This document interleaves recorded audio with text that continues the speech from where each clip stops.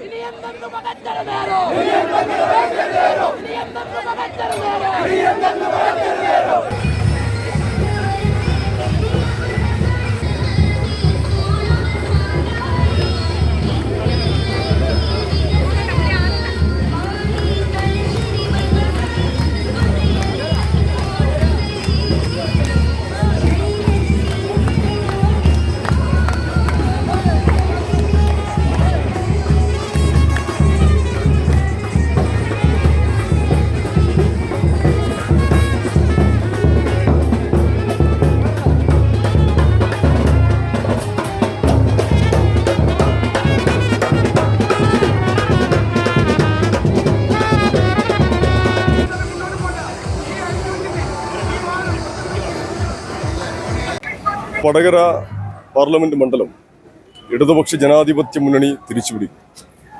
2 മാസത്തെ തെരഞ്ഞെടുപ്പ് പ്രചരണ പ്രവർത്തനങ്ങൾ ഇന്ന് അവസാനിക്കുകയാണ്.